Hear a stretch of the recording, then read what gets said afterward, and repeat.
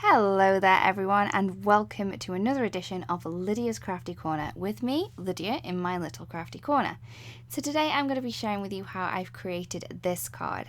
Now it uses the very pretty Moments in Time stamp set and also a very super simple colouring technique using some pencils. So to start with, I am going to be using the Moments in Time stamp set, and I'm just going to be using this little image here as well as a sentiment. So you can use whatever sentiment you want to use, but I'm going to be using this one. So to start with, I am going to stamp my sentiment first. Reason being, it means that I can stamp around the sentiment and then I don't need to worry about having a space for my sentiment later on, because I kind of want the branches to group around this sentiment, just kind of hugging it a little bit. So I did use the Obsidian ink to stamp that in. I'm then going to take the little branch image that I shown you before, and I'm going to be using this to hug the sentiment. I'm using some limestone ink to do this because this is a very light grey ink. You could use whatever colour you wanted to, but I do find that a grey ink, because it's nice and neutral, does work really well for this.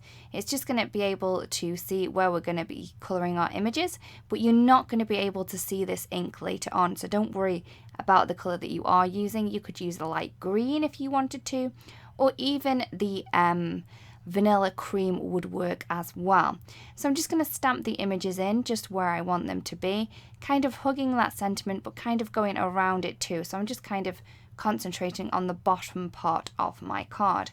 Once I'm happy with the layout, you can just see how pretty that does look. You could leave it like that if you wanted to, but I am going to colour my images in. So like I said at the start of this video, I am going to be doing a really simple technique for this. So I'm only going to be using two different coloured pencils for the images for the petals, two different for the greens, which are the little leaves, two for the centre of the flowers, and also a brown for the branch. So it's really simple. So for the flowers, what I'm going to do is I'm going to take my lightest colour and I'm just going to kind of circular colour in the petal that I want. So I'm going to go into the petal, I'm just going to circular around it very lightly with the lighter colour, and then I'm going to take the darker colour and add a couple of darker little flicks from the base of that petal into the petal itself. So as you can see, I'm just adding a little bit of shading. Once I've added a couple of little strokes, I did add like 3 or 4 little strokes with the darker colour. I'm then going to go again in with the lighter colour just to blend this out a little. Then for the centres, I have two different yellows. I've used a really dark one for the centre of the flower, and then I've just gone around that with a lighter yellow.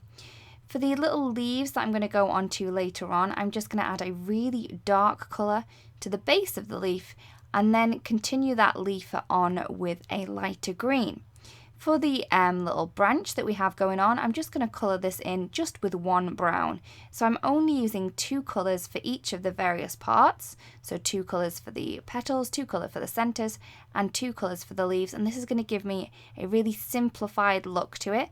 But because we're using a really dark colour for the little base parts of the flower or the leaf, and then a really lighter colour, it's going to give you lots of depth and dimension that way.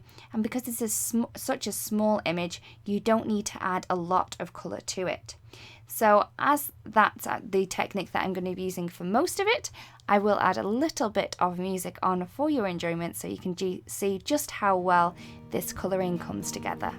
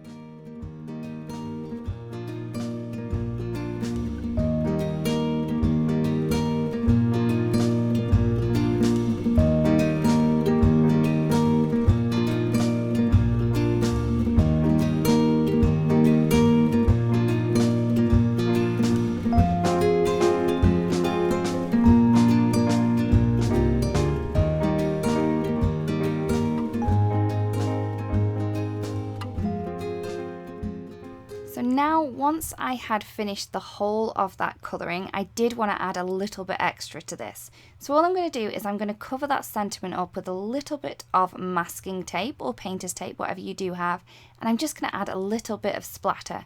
I'm using the Mountain Mist Spray Mist, and it does add a little bit of sheen and a little bit of colour, and I love the artsy feel to a little bit of splatter on a card.